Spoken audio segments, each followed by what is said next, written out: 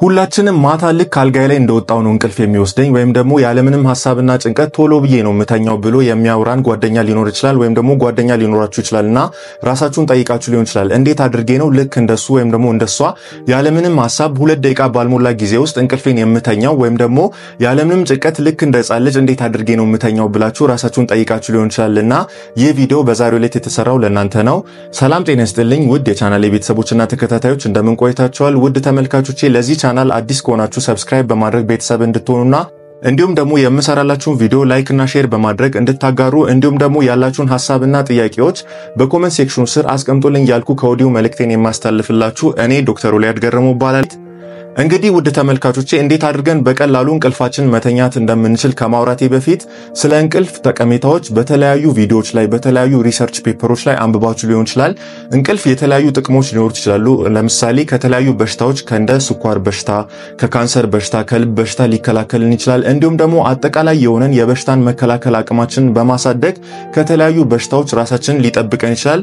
እንዲሁም ደግሞ በቂ የሆነና ጥራት ያለው እንቅልፍ በመተኛት ብቻ በቀናችን ላይ ከፍተኛ የሆነ ፕሮዳክቲቪቲ ወይም ደግሞ ራሳችንን ደስተኛና እንዲሁም ደግሞ ለራሳችን ያለን ሰልፍ ስቲም ወይም ደግሞ ለራሳችን የምንሰጠውን ግምት ከፍተኛ በማድረግ ከሰዎች ጋር እንዲሁም ደግሞ ከራሳችን ጋር ያለውን ጤናማ የሆነ ውሎ ሊያሳምርልን ይችላል ማለት ነው።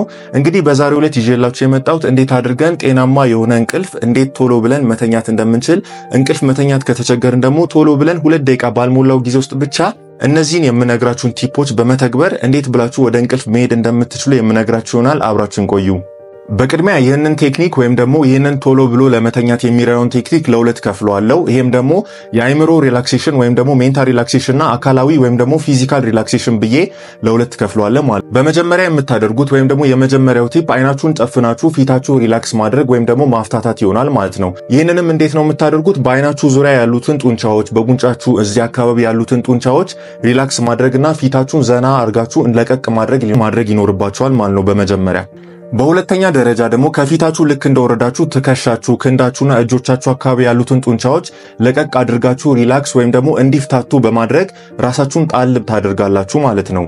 ሶስተኛ ወደ ውጭ በመተንፈስ ደረታችሁን ሪላክስ በማድረግ እንዲሁም ደግሞ የእግሮቻችሁን ክፍል ታፋችሁን፣ እግሮቻችሁን ሳይቀር ጣል በማድረግ ሪላክስ እንዲያደርጉ ታደርጋላችሁ ማለት ነው።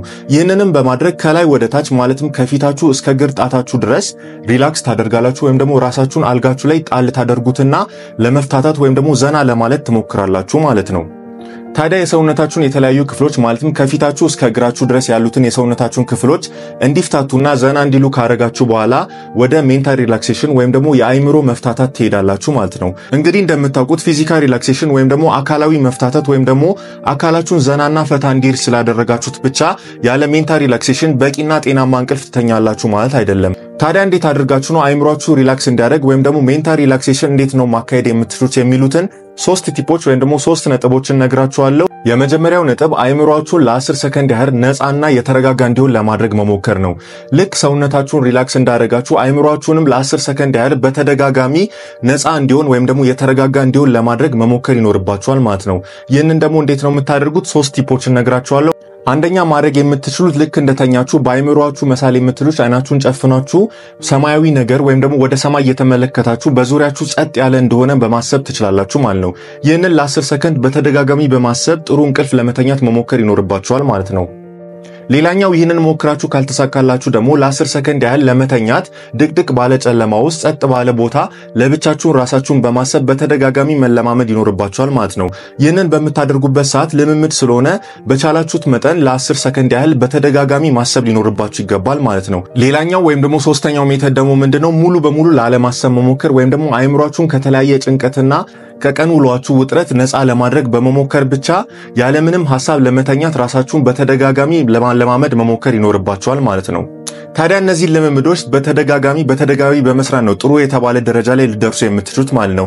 ባይገርማችሁ እስከ 96% የሚሆኑት የዓለማችን ህዝቦች በ6 ሳምንታት ውስጥ ብቻ እነዚህ ነገሮች በመደጋገም ጥሩ የተባለን እንቅልፍ ለመተኛት ሙከራ አድርገው ተሳክቶላቸዋል ማለት ነው። በቀጣይ ደግሞ የምነግራችሁ ቴክኒክ ምንድነው? እነዚህ መጀመሪያ ላይ ከነገርኳችሁ ቴክኒክ በተጨማሪ ቀጣይ የምነግራችሁ 6 ቴክኒኮች በመተግበር አንድ ላይ ሁለቱን ቴክኒኮች በማቀናጀት ጥሩና ጤናማ እንቅልፍ ልትተኙ ይቻላል ማለት ነው። አንደኛው ቴክኒክ ምንድነው? ሁል ጊዜ ወይም ደግሞ ዘውትር ማታ ማታ ለመተኛትና ከእንቅልፋችሁ የምትነሱበትን ሰዓት ፊክስ ማድረግ ይኖርባችኋል ወይም ደግሞ በትክክለኛው ሰዓት ተኝታችሁ በትክክለኛው ሰዓት ለመነሳት ጥረት ማድረግ ይኖርባችኋል። ለምሳሌ ዛሬ ማታ 2 ሰዓት የምትተኙ ከሆነ ነገም 2 ሰዓት ከነገ ወዲያም 2 ሰዓት መተኛት አለባችሁ። እንዲሁም ደግሞ ጠዋት የምትነሱት 12 ሰዓት ከሆነ ከነገ ወዲያም 12 ሰዓት ከነገ ወዲያም 12 ሰዓት ለመነሳት መሞከርና ጥረት ማድረግ ይኖርባችኋል ማለት ነው። ስለዚህ ትክክለኛና ፊክስድ የሆነ ወይም ደግሞ ቋሚ የሆነ የመተኛና የመነሻ የእንቅልፍ ሰዓት ሊኖራችሁ ይገባል ማለት ነው። ሁለተኛው ቲፕ ከመተኛታችሁ 1 ሰዓት አስቀድማችሁ የትኛውንም ስልክ ሆነ ስማርትፎን መነካካት አይኖርባችሁም። ምክንያቱ ደግሞ እነዚህ ዘመን አመጣሽ ቴክኖሎጂዎች ወይም ደግሞ ስማርትፎኖች ብሉ ላይት የተባለ ጨረርን ወይም ደግሞ ሬይን ስለሚለቁ እነዚህ ጨረሮች ደግሞ አንጎላችሁ ላይ ጫና በማድረግ ሜላቶኒን የተባለውን የእንቅልፍ ሆርሞን ወይም ደግሞ ስሊፕ ሆርሞን እንዳይለቀቅ በማድረግ በቂና ተመጣጣኝ የሆነ እንቅልፍ ላትተኙ ትችላላችሁ ማለት ነው። ሶስተኛው ቲፕ ደግሞ የመኝታ ቤታችሁን ወይም ደግሞ የምትተኙበትን ክፍል ቴምፕሬቸር ወይም ደግሞ የሙቀት መጠን 18 ዲግሪ ሴንቲግሬድ እንዲሆን ማድረግ ይኖርባችኋል ማለት ነው። አስተውላችሁ ከሆነ በሆቴል ውስጥ ያሉ ክፍሎች በጣም ሰፊና ቀዝቀዝ ያሉ ናቸው። ይህም ደግሞ የሆነበት ዋነኛ ምክንያት ቶሎ ብላችሁ ወደ እንቅልፍ እንድትሄዱና ሰውነታችሁ ቶሎ ብሎ አዳፕት እንዲያደርግ ወይም ደግሞ ከቴምፕሬቸሩ ጋር አዳፕት እንዲያደርግና ወደ እንቅልፍ እንዲያመራችሁ ነው ማለት ነው። አራተኛ ቲፕ ማታ ማታ ሲጋራ የምታጨሱ ከሆነ ማጨስ አይኖርባችሁም። አልኮል የምትጠጡ ከሆነና እንዲሁም ደግሞ ቡና የምትጠጡ ከሆነ መጠጣት በፍጹም አይኖርባችሁም። እንዲሁም ደግሞ ለሆዳችሁ ከፍተኛ ጫናን ሊፈጥሩ የሚችሉ የምግብ አይነቶች እንዲሁም ቅባት የበዛባቸው ምግቦች አብዝታችሁ መመገብ አይኖርባችሁም። በምትኩ ፓስታና ቀለል ያሉ ምግቦችን በመመገብ ቶሎ ብላችሁ ወደ እንቅልፍ መሄድ ትችላላችሁ ማለት ነው። አምስተኛ መተኛ ክፍላችሁንና አልጋችሁን ለእንቅልፍ ብቻ ነው መጠቀም ያለባችሁ።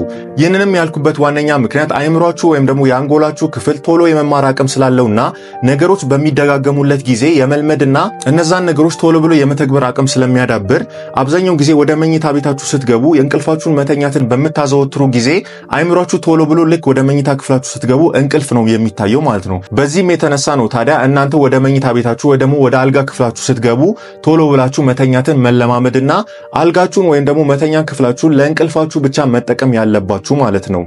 ስድስተኛ ቲፕ ምንድነው? በቀን ውሏችሁ ውስጥ በቂ የሆነ የፀሐይ ብርሃን ኤክስፖዝድ መሆናችሁን ወይም ደግሞ በቂ ለሆነ የፀሐይ ብርሃን መጋለጣችሁንና እንዲሁም ደግሞ ስፖርት መስራታችሁን ማረጋገጥ ሊኖርባችሁ ይችላል። እነዚህን ልምምዶች በቀን ውሏችሁ ውስጥ በምታደርጉበት ሰዓት ማታ በምትገቡበት ሰዓት በጣም ደክማችሁ ስለምትገቡ ቶሎ ብላችሁ እንቅልፍ እንድትተኙ ያደርጋችኋል ማለት ነው።